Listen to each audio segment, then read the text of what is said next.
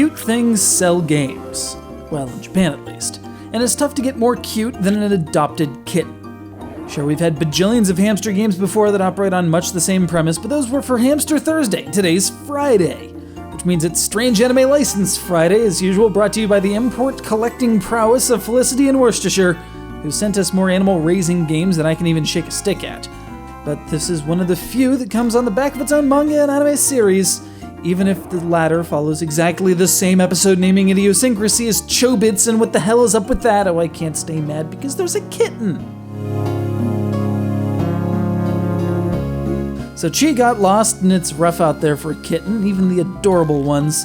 So the Yamada family take her in, despite a strict no pets clause in their lease agreement, the rebels, and hilarious misadventures ensue. That is hilarious misadventures if you're watching the animation, as there's not much room for filler in 3-minute long episodes. This game, though, well, you'll be spending a lot of time watching a cat sleep. And trying to housebreak her, which is its own brand of special hell. Every once in a while, the action will break for a dialogue event, moving what serves as this game's plot along bit by bit, usually having to do with the various mischief Chi gets into and how exasperated the family of any kitten must be at the destruction, carnage, and wanton urination that follows. But they can't stay mad because there's a kitten. Chi's Sweet Home, which thankfully has nothing at all to do with the 1989 survival horror RPG or related film Sweet Home, takes the now familiar, at least to my Hamster Thursday crew, small cute animal raising gameplay and tries to incorporate a more solid plot to the whole thing as seen through the event scenes that give the game a more interactive story feel. Throughout the course of these events, new objects can be unlocked that give you more That's a pair of underwear. You know, we could do with an actual toy or something, maybe a feather on a stick, that usually works. But no, you get a micturated upon rag as an item. Man, that rag really tied the room together, did it not?